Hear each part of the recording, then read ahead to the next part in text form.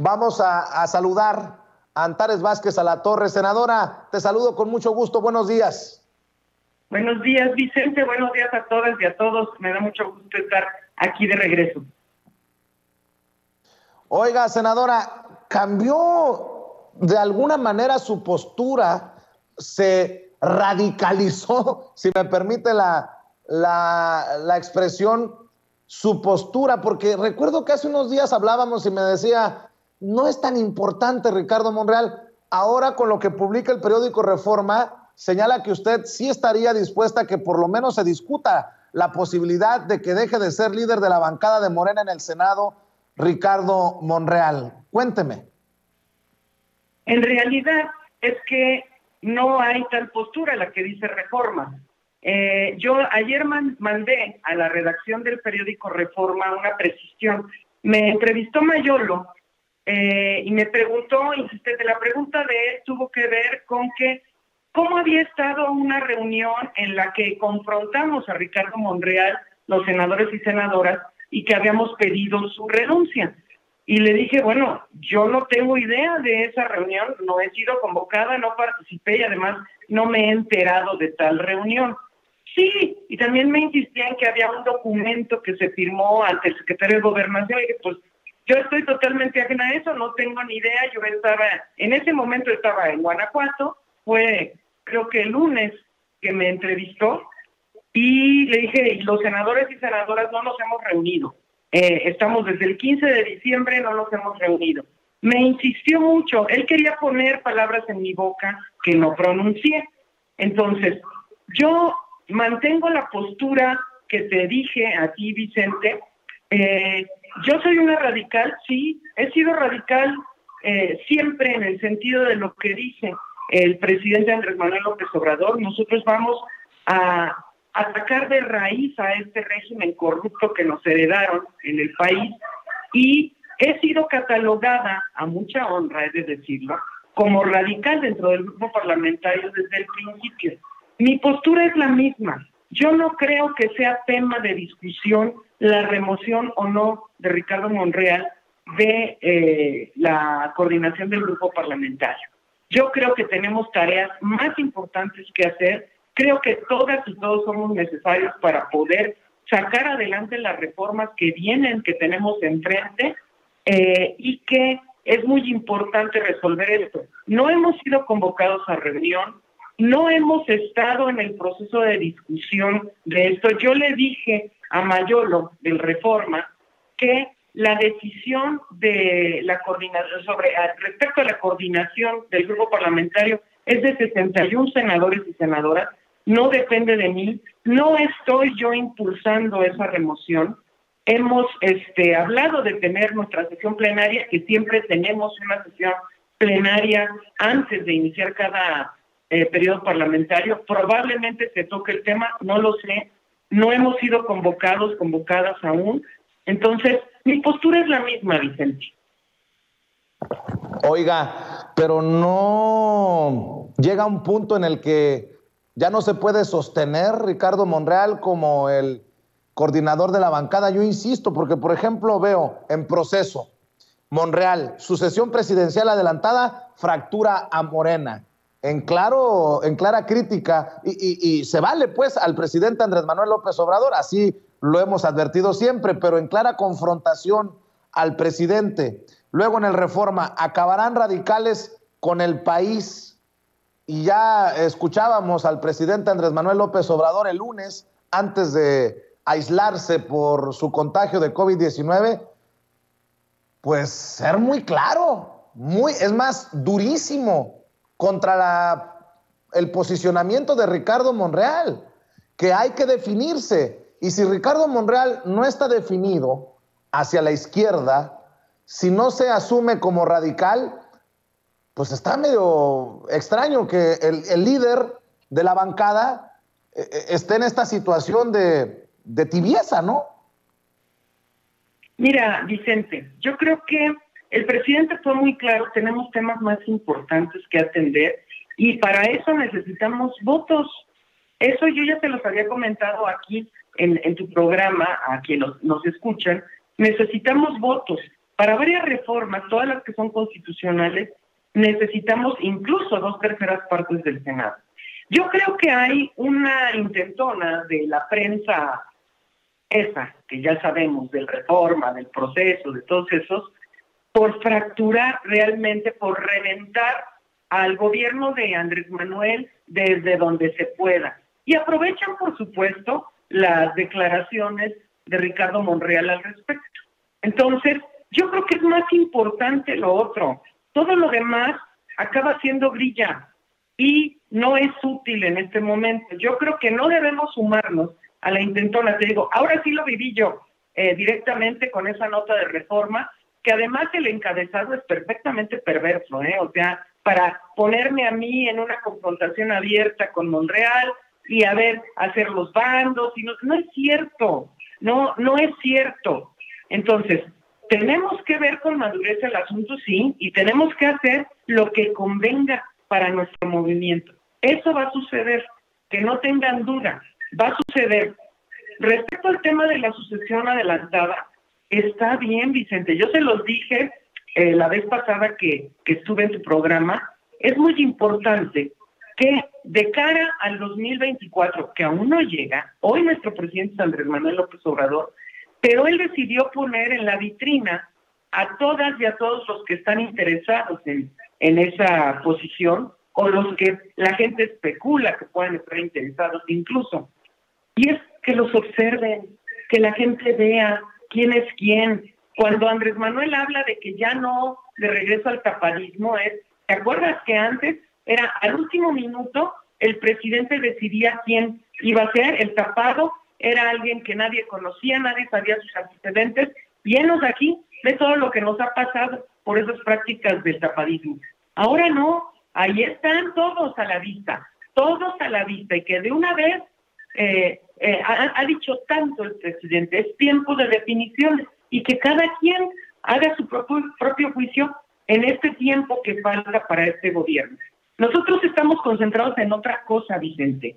A mí, esta grilla ya sé que es muy jugosa, pues, es decir, se puede sacar raja muy fácilmente, pero la verdad es que nosotros tenemos temas muy importantes que discutir todavía en el Congreso de la Unión. Andrés Manuel López Obrador es el presidente que tenemos hoy y además por el que luchamos muchos años para que fuera presidente, y tenemos que terminar de apoyar este proyecto de nación que hemos estado impulsando y que se está concretando además. Entonces necesitamos seguir adelante, trascender este tipo de cosas y concentrarnos en lo que es verdaderamente importante. Es importante también destacar que a cada quien lo va a juzgar la historia, cada quien se va poniendo en su justa proporción. Querida Antares, pero creo que este tema de los radicales sí es importante hacia el futuro, ¿no? Más allá de Ricardo Monreal, es definirse.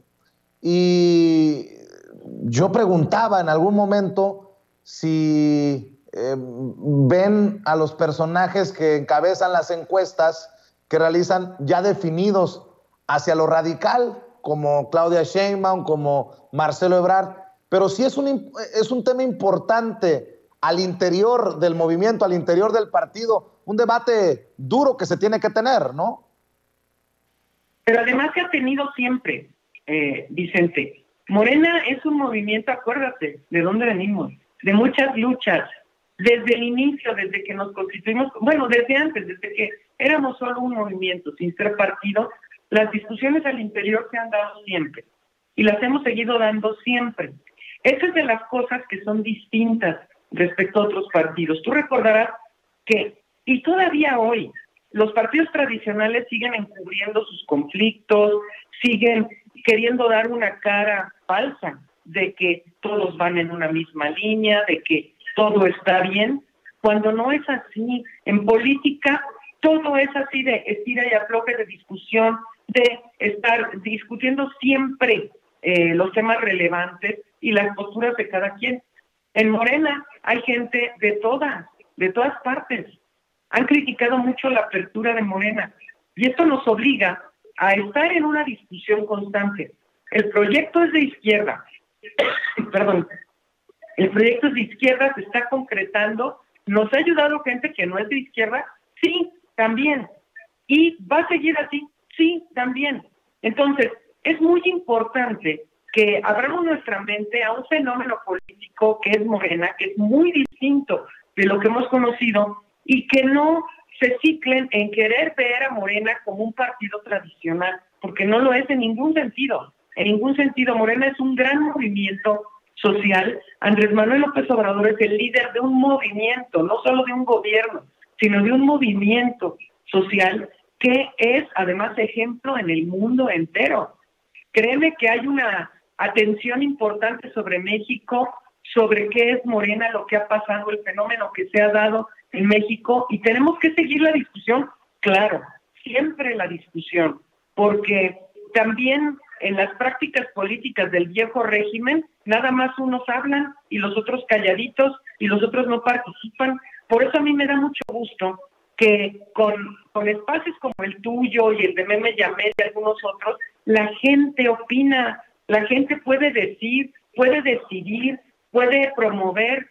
Yo le decía, eso sí se lo dije a Mayolo, que hay una presión importante en las redes sociales para que a Ricardo Monreal se le releve del cargo. Esa presión sí existe y esa es la verdad, pero es una cuestión que tenemos que estar escuchando todas y todos los senadores para poder tomar decisiones, pero de que no se ha discutido, no. Y de que yo haya cambiado mi posición, tampoco. O sea, yo sigo en la misma línea. Vamos a hacer lo que convenga al movimiento en este momento, que es tan relevante para sacar cosas. Miren, de veras que estando en el Senado te das cuenta de cómo a veces los que perdieron ganan porque pretenden rompernos a nosotros para sacar raja y no sacar reformas que son muy importantes para el país.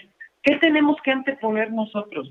La verdad es que tenemos que sacar, la reforma eléctrica es fundamental, tenemos que hacer eso. Viene una reforma electoral que es muy importante. Esas son nuestras prioridades y tenemos que poner el conflicto por debajo de estas prioridades.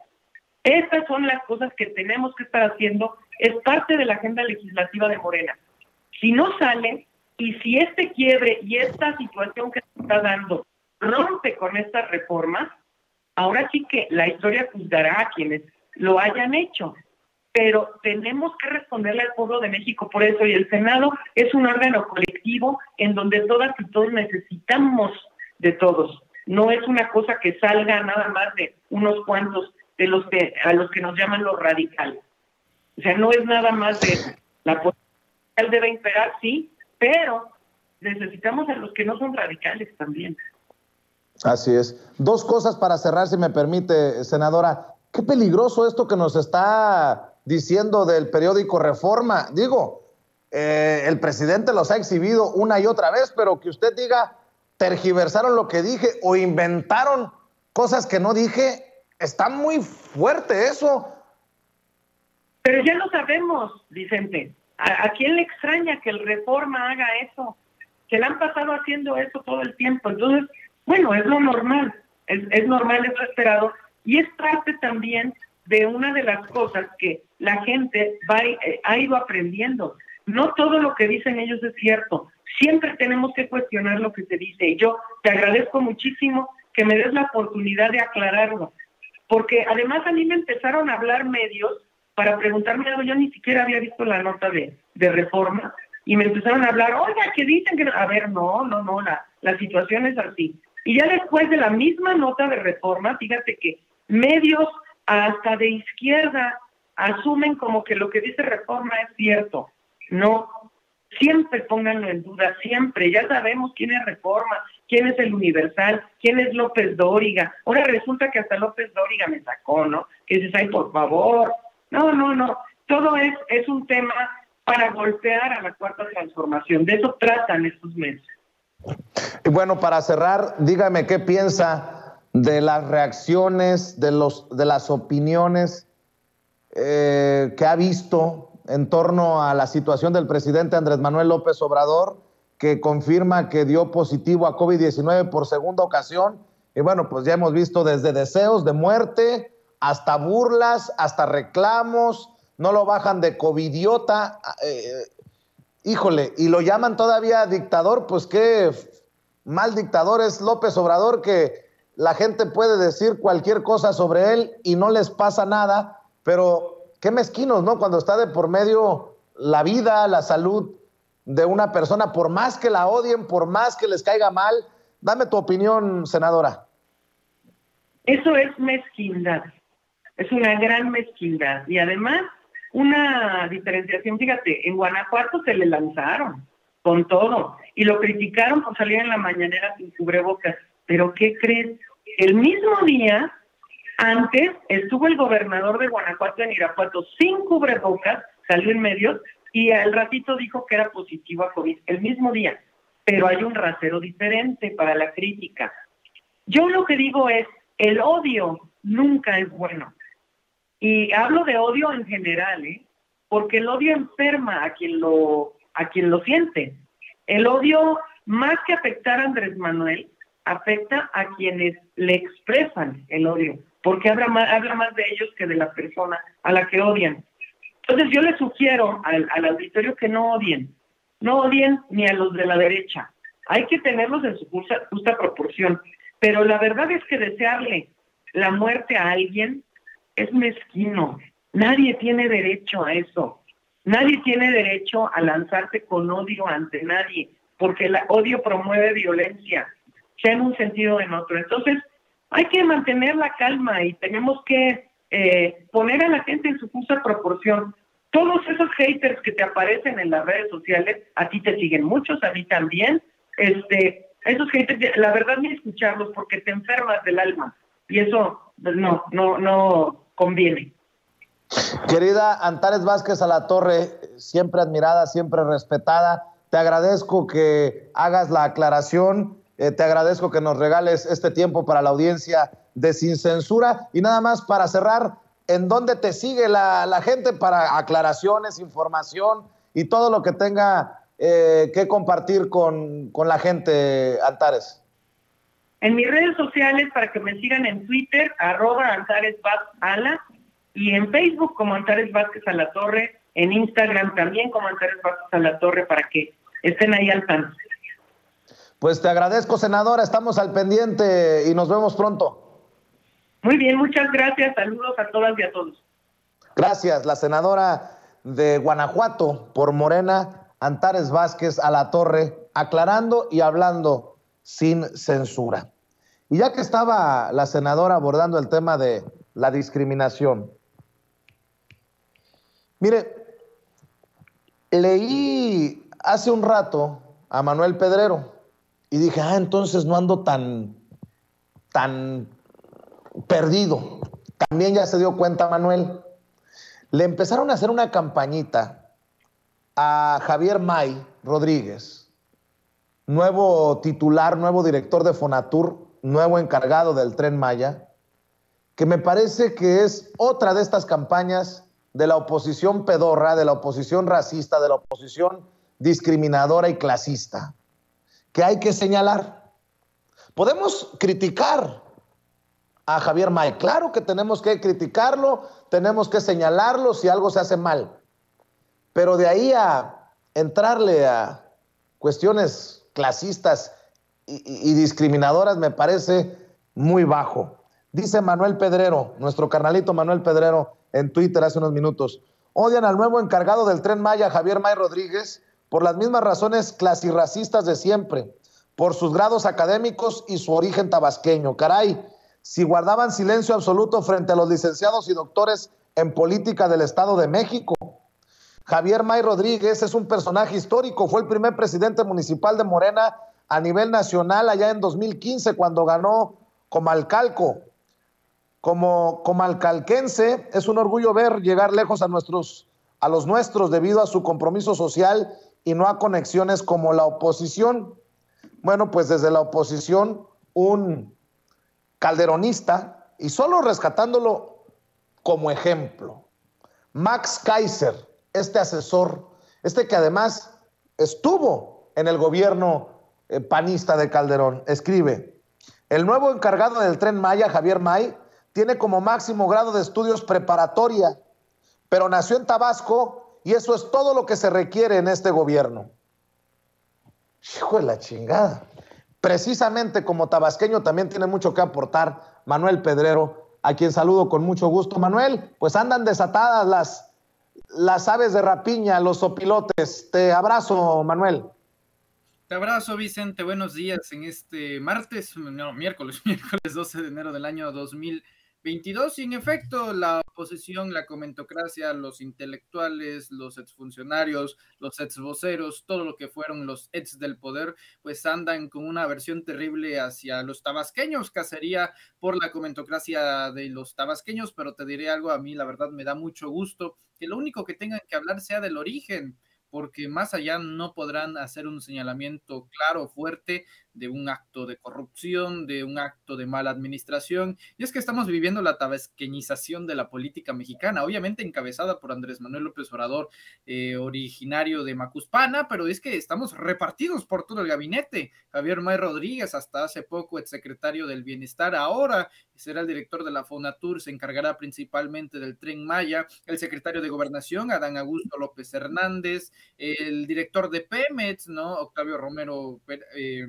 Peraza. Entonces, vamos a tener varios aspectos tabasqueños, prospectos no solamente dentro del gabinete o de las máximas esferas de las instituciones, ya sean de compañías del Estado o de administraciones dentro de las secretarías de Estado, sino también en subsecretarías y divisiones. Realmente estoy muy contento de que Tabasco tenga esta presencia a nivel nacional, pero quien no está contento es la oposición y obviamente esto va a generar estas críticas clasirracistas. Me gustaría decir que son críticas, pero yo creo que lo apropiado sería corregir. No son críticas, son ataques, porque ven que el ataque aquí va dirigido hacia los grados académicos de, en esencia, el personaje Javier May Rodríguez. Javier May Rodríguez, en efecto, tiene estudios académicos hasta preparatoria y debido a eso, aún así, debido a eso, llegó a ser 2 veces presidente municipal de Comalcalco, Tabasco, fue diputado, fue presidente estatal de Morena aquí en Tabasco, eventualmente llegaría al gobierno federal con la llegada del presidente Andrés Manuel López Obrador y hasta llegó a ser secretario del Bienestar, como tú ya lo mencionabas en un tweet que escribí hace unos momentos. Es histórico realmente Javier May Rodríguez, porque la primera vez que participa Morena en comicios federales, en el año 2015, el primer municipio que gana Morena es Comalcalco, Tabasco. De hecho, si lo ponemos en retrospectiva, diríamos que el primer lugar de todo el país al cual llegó la 4T fue Comalcalco, debido a que fue lo primero que ganó Morena a nivel nacional.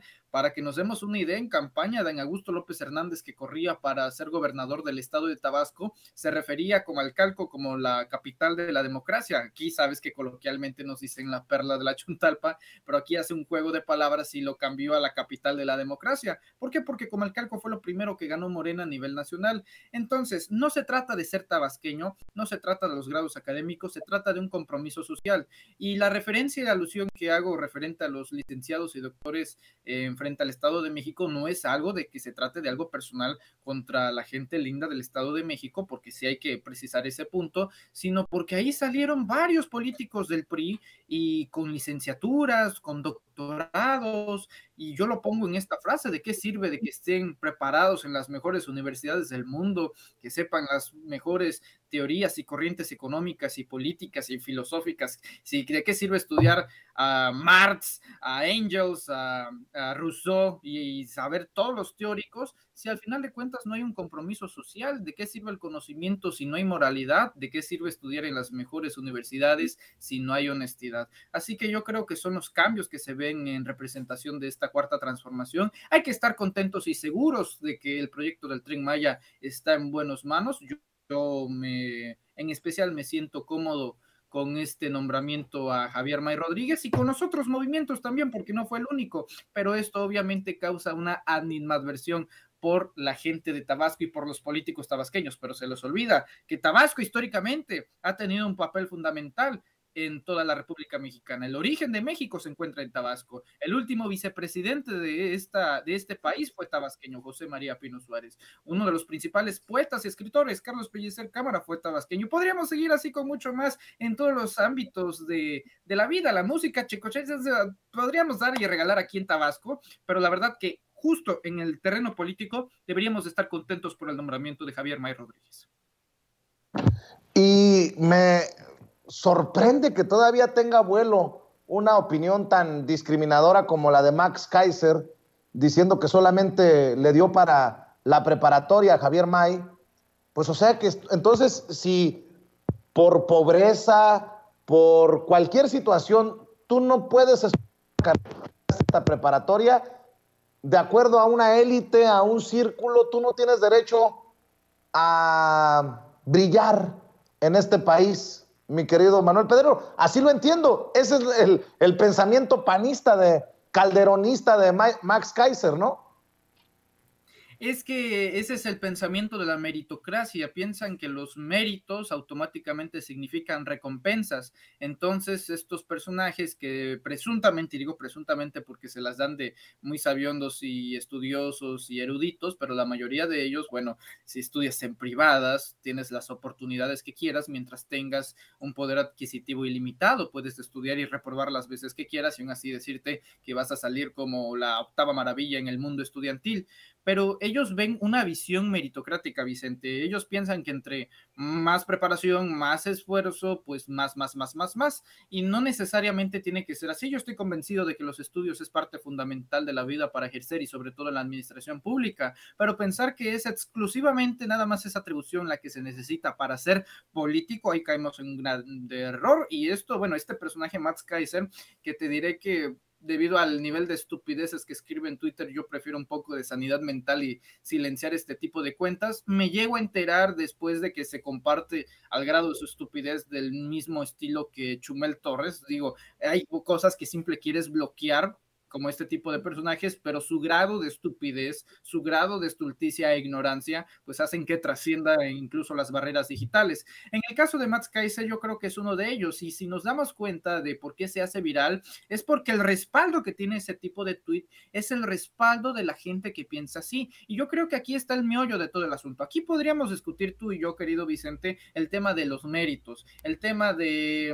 los estudios, los grados académicos, los universitarios, la preparación que puede tener un político, pero eso es entre tú y yo, que podemos estar dialogando aquí enfrente de la audiencia de Sin Censura. Pero ¿qué pasa con la gente que está convencida de que realmente, si no tienes esos méritos de grados académicos, no estás preparado para desarrollarte en la administración o en el servicio público? Javier May Rodríguez lleva laborando desde el nuevo milenio, desde el año 2000 a 2001, Vicente, siendo diputado, posteriormente, como ya lo mencioné, allá por 2007, siendo presidente municipal de Comalcalco, luego en 2015, luego presidente estatal de Morena, luego secretario del Bienestar, y un factor bastante interesante a considerar en el perfil de Javier May Rodríguez, y es que hasta donde yo recuerde, que ojo, posiblemente me pueda equivocar, pero estoy bastante seguro como para decirlo aquí, es que el único funcionario, el único servidor público que le ha renunciado a Andrés Manuel López Obrador en este sexenio y que Andrés Manuel no ha aceptado su renuncia ha sido la de Javier May Rodríguez. Esto debido a que cuando se encontraba ahí en una subsecretaría justamente del Desarrollo de Bienestar y Medio Ambiente, por unas diferencias que tenía con la secretaria Albores, pues él presentó su renuncia y el presidente López Obrador dijo, no, no te la acepto por ningún motivo, y eventualmente en esta reconfiguración del gobierno llegaría a ser secretario del Bienestar. Así que Javier May Rodríguez es un personaje bastante apreciado por el presidente Andrés Manuel López Obrador, y para que el presidente Andrés Manuel López Obrador considere que alguien se debe de quedar en su equipo y no simplemente darle el bye bye como irme a Erendira Sandoval o a Carlos Ursúa o a Arturo Herrera, bueno, habla bastante bien por ello. No todo se trata de grados académicos, no todo se trata de dieces. Si no hay esa moralidad, ese servicio a la patria y a la sociedad de por medio, entonces no sirve de absolutamente nada. Ese conocimiento lo utilizarán de la misma forma que lo utilizaron los tecnócratas, que no es más que el uso del conocimiento para elaborar nuevas y complejas formas de triangular dinero, de lavarlo, de asociarse con el crimen organizado y demás. Aquí yo veo a un humilde mecánico, porque Javier May Rodríguez era mecánico aquí en Comalcalco, o sea, es una historia de de superación. Realmente una gran historia la de Javier May Rodríguez, del mecánico del pueblo a ser secretario de Estado en el gobierno de Andrés Manuel López Obrador, y esto nos habla de que todos, absolutamente todos tenemos una oportunidad, y es que esto es la esencia de la democracia, que todos podemos participar. Luego vemos a estos elitistas clasirracistas queriendo legislar ahí para que cierto grado de personas puedan votar y ser votados. Ahora quieren legislar para decir, no, es que si tú no tienes por lo menos estudios de preparatoria, no puedes votar. O sea que la gente de secundaria y primaria no puede votar porque según ellos, en su coeficiente, en su intelecto, no están lo suficientemente preparados para elegir gobernantes. Esa es una idea del carajo, con todo respeto. No merece ninguna clase de distinción la sociedad. Todos tenemos el derecho de votar y ser votados, y creo que el mejor ejemplo, no de meritocracia, sino de hechos en lealtad con el compromiso de una transformación, viene desde hace muchos años, y hoy se ejemplifica con el caso de Javier May Rodríguez. Querido Manuel, déjame cambiar de personaje. Podemos ser críticos de Ana Elizabeth García Vilchis, pero no sé si te diste cuenta la carta que escribió y que publicó ayer Azucena Uresti, la conductora estrella de Milenio TV, luego de ser exhibida la semana pasada en el Quién es quién de las mentiras de la semana en Palacio Nacional, en la mañanera, y hoy vuelve a ser exhibida. Me llama mucho la atención el nivel tan básico de la conductora Azucena Uresti para referirse precisamente a Ana Elizabeth García Vilchis, quien hoy le da hasta con la cubeta, hay que decirlo. Yo no había visto tal vez una contundencia como la de hoy de Ana Elizabeth García Vilchis. Ceci, si tiene el video, el segmento en donde se refiere a la conductora de Milenio, échemelo para darle contexto y que me dé su opinión el querido Manuel Pedrero. La semana pasada en este espacio presentamos una nota falsa que difundió la presentadora de noticias Azucena Uresti sobre la desaparición de 2 jóvenes en Michoacán, adjudicada a la Guardia Nacional, hecho que fue desmentido tras una investigación interna. La Corporación Federal aseguró un vehículo que llevaba en su interior armas y chalecos tácticos. Se comprobó que los elementos de la Guardia Nacional no realizaron ninguna detención. A pesar del desmentido, la comunicadora mantuvo su denuncia de la desaparición de los 2 jóvenes por la Guardia Nacional. Queremos aclarar que hasta el momento no existe una denuncia formal de los hechos que señaló la conductora. Además, la presentadora de noticias Uresti ahora se lanzó contra el gobernador de Veracruz, Cuitláhuac García, cuestionando que una policía habría golpeado con una tabla a una persona detenida en las instalaciones policíacas municipales, como si el gobernador diera las órdenes a la Policía Municipal de Perote. Además, el 3 de enero se difundió que una policía municipal de Perote, Veracruz, golpeó con una tabla de madera en la parte trasera a un supuesto detenido al interior de la comandancia, por lo cual será investigada. El maltrato fue difundido en redes sociales y medios locales, mediante un breve clip que la misma gente habría grabado al respecto y que apenas se conoció. En el video se observa que Rosa María Santos, como fue identificada la oficial, propina 2 tablazos en los glúteos del supuesto arrestado y después se retira. Según se aprecia, ambos estaban al interior de una oficina en la presidencia de Perote. Delfín Ortega Martínez, alcalde que tomó posesión en el cargo el pasado 31 de diciembre de 2021, confirmó que los hechos sucedieron en la comandancia municipal y prometió investigar los hechos. Hasta aquí nuestra sección, pero queremos dejar una reflexión. Esta sección se inició para prestar un servicio al público, de dar cuenta y desmentir las noticias falsas que involucran al gobierno federal. Aquí no se estigmatiza a medios ni a periodistas, solo se citan las mentiras y exponen a los replicadores de falsedades. Si aparecen medios de comunicación y nombres de comunicadores, es con fines didácticos, no hay nada personal. Existe una campaña de desinformación evidente para desvirtuar los proyectos y obras que este gobierno realiza, sea el aeropuerto Felipe Ángeles, el Tren Maya, la reforma eléctrica, los programas sociales, etcétera. Pero a pesar de que defienden intereses económicos o políticos encubiertos o simplemente tienen mala fe, el tiempo pondrá a cada quien en su lugar. Muchas gracias. Gracias, señor secretario. Bueno, dice, no es nada personal García Vilchis, pero Azucena Oresti creo que sí se lo tomó muy personal.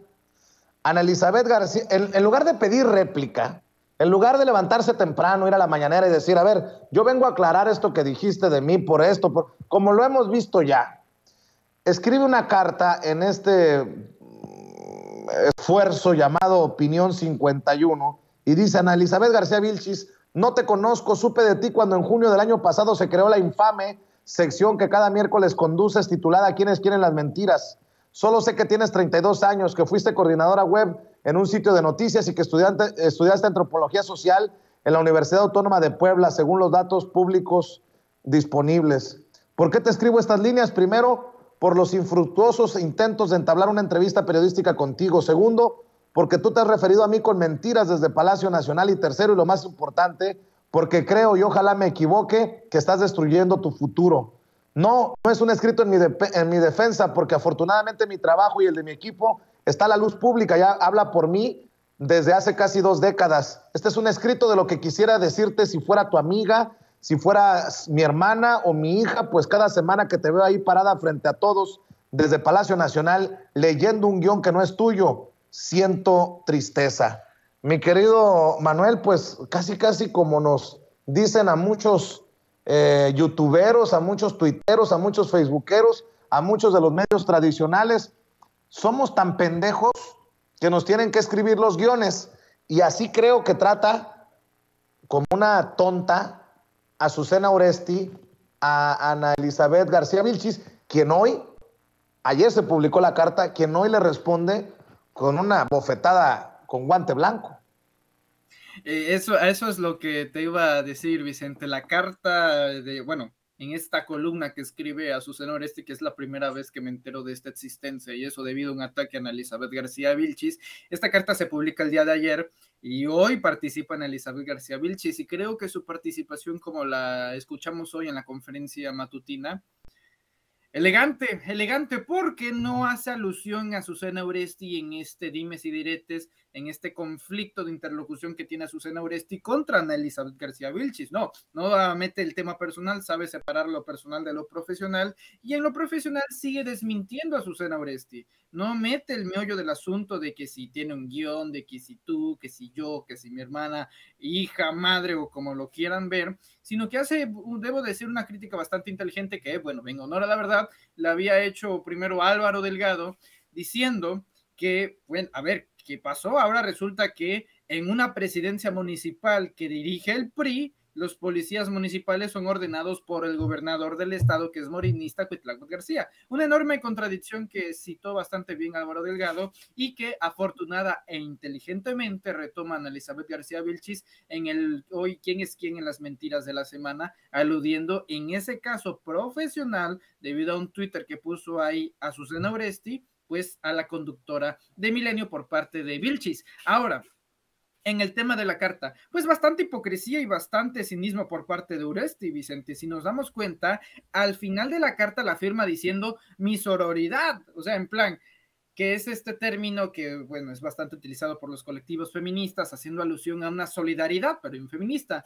Bueno, ¿qué clase de feminista ataca con el concepto del feminismo a una mujer diciendo que hay hombres por encima de ella, que hay hombres detrás de ella, que hay hombres que le manipulan, que hay hombres quienes le escriben guiones? Bueno, eso se me hace de lo más machista, si es que vamos a utilizar terminologías usadas por el movimiento feminista, una contradicción de envergadura grande por parte de Azucena Oresti. Mira, fácilmente podríamos voltearle la tortilla. Bueno, ¿para quién trabaja Azucena Oresti? Dudo mucho que sus superiores sean femeninas.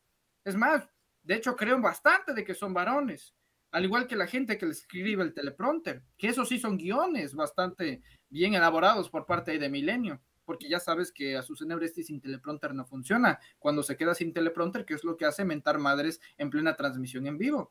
Ese es el estilo de Oresti. Así que a Susana Oresti me queda bastante claro que, digo, no tengo indicios yo de saber si le dieron chayote en sexenios anteriores, tampoco quiero especular, pero bueno, las fotografías ahí, las entrevistas a modo en frente del titular del Ejecutivo de aquellos entonces, Enrique Peña Nieto, pues eran bastante claras. Yo le daría un consejo a Vilchis, que es que lo siga haciendo, que siga haciendo exactamente lo que está haciendo en estos momentos, porque si lo único que hay que criticar, que obviamente es una crítica constructiva y puede mejorar, es el tema de la dicción y la oración, entonces yo creo que va por un buen camino, porque si le están criticando la dicción y la oratoria, bueno, no es para menos, se trata de la tribuna de la presidencia, debe de estar lo mejor de lo mejor, la criminata del pastel de bodas platino, ¿no? En la conferencia mañanera y en el gabinete, pero eso se corrige aprendiendo. En cambio, la honestidad y la ética no regresan ni a palos, así que lo considera Azucena Oresti. Yo creo que si ella piensa que Vilchis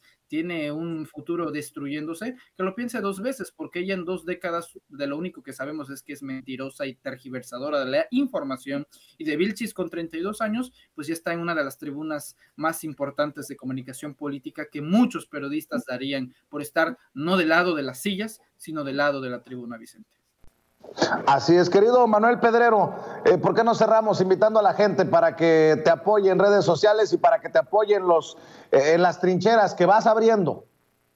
Claro que sí, Vicente. Bueno, invitamos a toda la gente linda de Sin Censura que nos vean a través de los canales de YouTube en Manuel Pedrero, que vayan y que se suscriban a este canal Manuel Pedrero y que no se pierdan a las 4 de la tarde, como siempre, sin máscaras, las transmisiones en vivo que tenemos con nuestro querido Hans Salazar, haciendo el resumen del día de hoy con las noticias más importantes, y posteriormente a las 8 de la noche en el Notifierro, ahí con su servidor, programa de 1 hora. Por lo pronto, yo me despido, querido Vicente, te envío un fuerte abrazo, al igual que a Ceci y a toda la producción, al igual que cada miembro de la familia de Sin Censura que nos ve y que nos escucha. Ahí agradecemos bastante el respaldo y arriba el mosimismo, Vicente.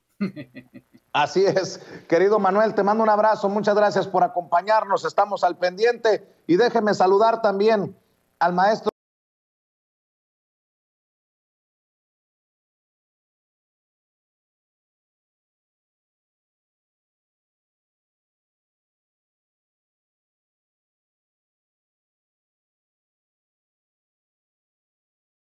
coordinador de investigaciones especiales en Regeneración MX, periodista independiente, escritor y miembro de esta familia Sin Censura, para hablar de un hombre que deja huella, Tomás Mojarro, el valedor.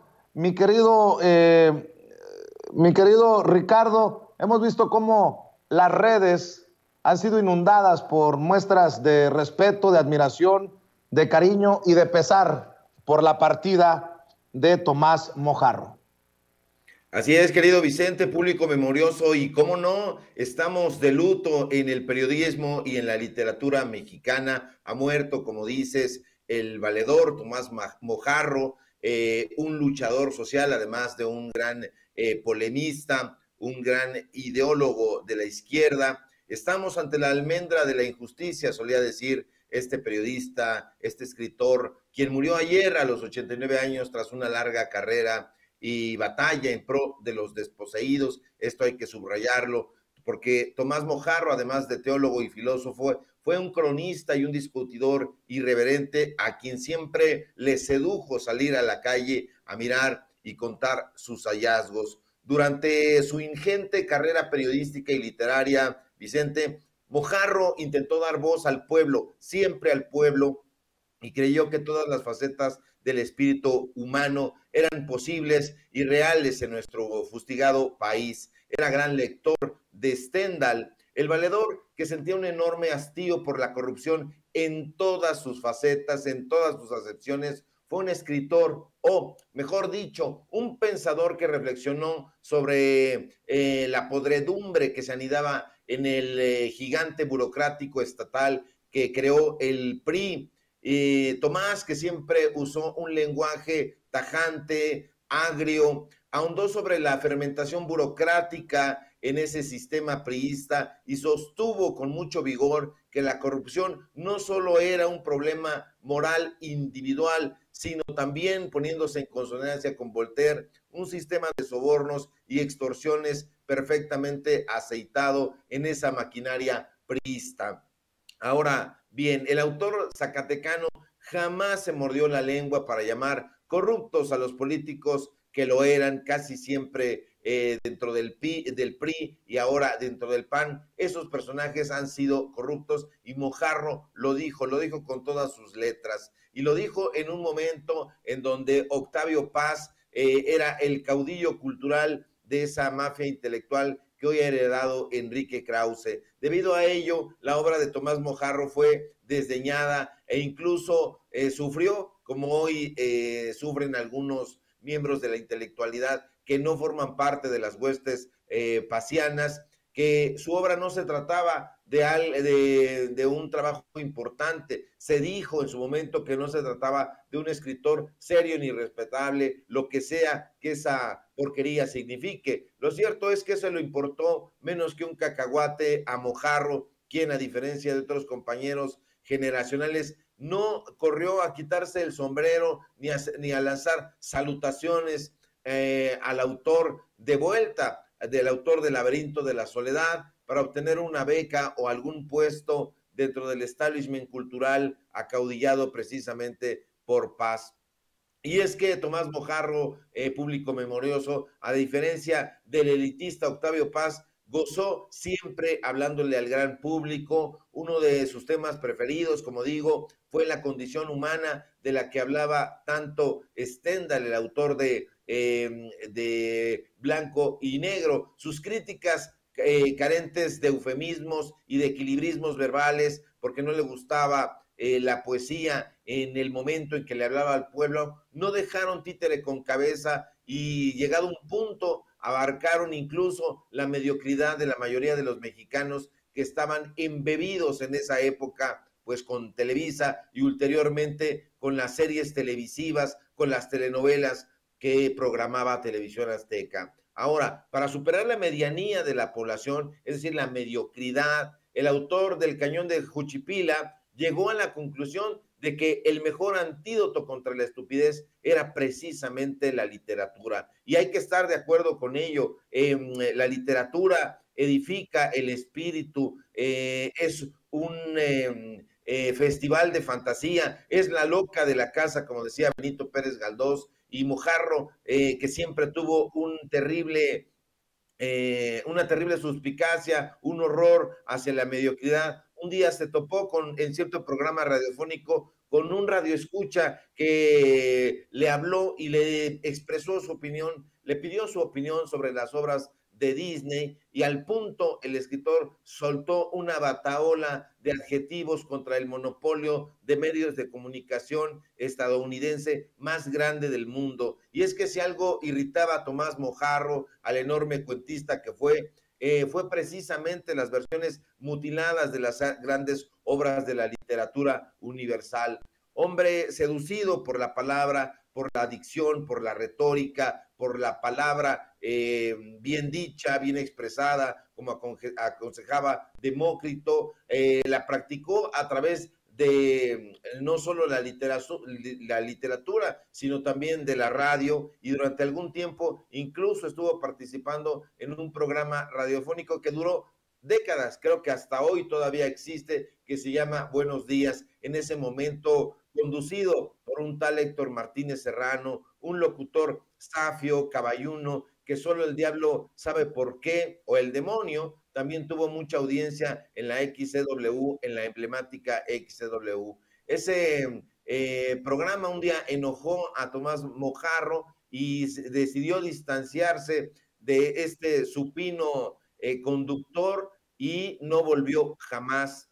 A Mojarro le seducían además los pequeños milagros que ocurren en la vida cotidiana, no le encandilaban los temas estéticos, los grandes temas, estos que de acuerdo con los filósofos aparatosos están en los temas abracadabrantes, en las cosas nebulosas, sino que le gustaban ofrecer detalles sobre el día a día, sobre la vida cotidiana, sobre sus hallazgos, insisto, que encontraba en las pequeñas minucias de la vida. Y esos paseos por la vida, por la calle, haciendo sus crónicas, produjeron desde luego narraciones que dejaron con la boca abierta a cualquier cantidad de gente, a cualquier cantidad de espectadores, que tuvo muchísimos. Durante muchos años, Vicente, Tomás Mojarro, cuyos autores preferidos, de acuerdo con él mismo, eran José Revueltas, el autor de La Pando, y Dostoyevsky, el autor de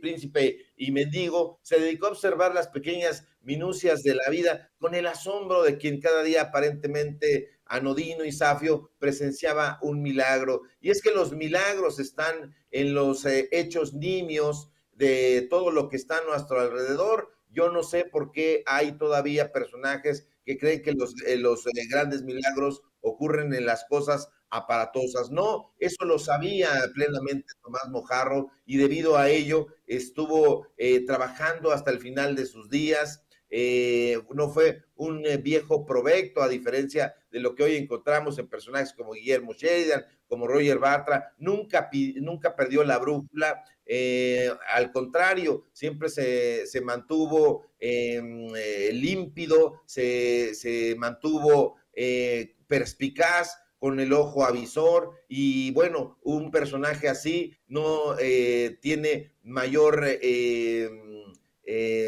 problema en ser un personaje que va a ser recordado durante mucho tiempo, no solamente en la radio, en la televisión, que durante algún tiempo también estuvo y participó, pero fue incómodo y lo corrieron. Se convirtió en un polemista radical, en un defensor de la transformación social. ¿Acaso podríamos reclamarlo como uno de los precursores de esta cuarta transformación? Y debido a ello, los grupos, los grupúsculos intelectuales que hoy mismo todavía estamos padeciendo, intentaron borrar su estela portentosa, importante, de los medios de comunicación corporativos. No lo lograron, a pesar de que durante mucho tiempo lo intentaron, lo corrieron, e incluso con pretextos de poca monta. Él fue un crítico del PRI, un crítico del PAN, un crítico sobre el 68, ese movimiento que fue un parteaguas histórico. Y bueno, él sostenía palabras muy fuertes, dijo que en ningún momento se trataba de una matanza, no podía ser concebido de esa manera. No solamente fueron asesinatos y ya, asesinatos, decía Mojarro, siempre han ocurrido en México, han ocurrido desde la época de la colonia, de la época de la invasión, llamémosle así, castellana. Él sostenía que el 68, pues bueno, tenía una serie de influencias ideológicas. Él recomendaba que no nos fuéramos con cualquier cebo, y nos pedía que ante la concepción de ciertos intelectuales chocarreros deberíamos de estar muy atentos, no fuera a ser que se tratara de una visión democrático burguesa, de una visión pequeño burguesa, de radicales, etcétera. Siempre tuvo mucha suspicacia por los políticos, a los que llamaba corruptos en toda la extensión de la palabra. Hizo de la polémica un ejercicio cotidiano, irreverente y sin concesiones. Por ello, Tomás Mojarro estará en el paraninfo de los personajes literarios. El valedor, como le decían, fue prueba fehaciente de que la memoria, querido Vicente, es el único paraíso del que jamás podremos ser expulsados. Ay, mi México, decía, ay, mi paisanaje, ay, mi valedor. La literatura mexicana y el periodismo están de luto. El periodismo está de luto, y creo que huérfano, porque en momentos en que tenemos a personajes como Sergio Aguayo haciendo ridículos, pues tristemente se le dice adiós a Mojarro, querido Ricardo. Así es, una de las mentes más lúcidas, uno de los personajes de la crónica mexicana, que está en el recuerdo, y hay que avivar ese recuerdo literario, donde ya están también Armando Ramírez, Carlos Monsiváis, los grandes cronistas, acaso de la segunda mitad del siglo XX, y comparados con estos enanos, hay que llamarles así, como decía Novaly, el escritor alemán, el padre del romanticismo. No vaya a ser que nosotros estemos creamos que estamos ante gigantes y sea la sombra de un enano. Entonces eso hay que tenerlo en cuenta. Sergio Aguayo, Denise Dresser, Jesús Silva Herzog, Krause, Aguilar Camín, siempre fueron palafreneros, siempre fueron, llamémoslo así, mandaderos de estos personajes. Nunca estuvieron a la altura, no son lectores. ¿En qué momento van a leer, querido público memorioso, si se la pasan todo el tiempo ante la cámara? Se la pasan todo el tiempo en comidas con políticos, en comida con otros intelectuales. Entonces no tienen tiempo para leer, no tienen tiempo para discernir, no nos podrían decir cuáles son sus obras importantes, ni siquiera sabrían decirnos incluso cuáles son las obras que los marcaron. Ahí está el estúpido de Enrique Peña Nieto, que en su momento no supo decir cuáles eran los libros que lo habían marcado. ¿Por qué? Porque no leía. Y esos personajes son los políticos que fueron asesorados por estos sujetos que ahorita están garrapateando en los medios de comunicación corporativos. Hay que preguntarle a los editores de los periódicos si de verdad estos sujetos están escribiendo lo que publican con su nombre, y nos vamos a llevar una soberbia decepción. No escriben, Vicente, únicamente ponen su nombre, y eso lo hemos dicho aquí. Sergio Aguayo es uno de ellos, precisamente, alguien que está ahí a cargo de un departamento en el Colegio de México y de otro departamento de estudios en el CIDE, y pone ahí a sus estudiantes, a sus becarios, a que escriban por él, y por eso cobra, y por eso le pagan allá con Junco de la Vega. No son intelectuales, mucho menos son periodistas, son gente aviesa y lesiva para este país. Sí es, querido Ricardo, pues siempre importante leerte, escucharte, seguirte, y espero que muchas personas que nos están viendo y escuchando te apoyen en tus trincheras y en tus redes sociales. ¿Por qué no cerramos con eso?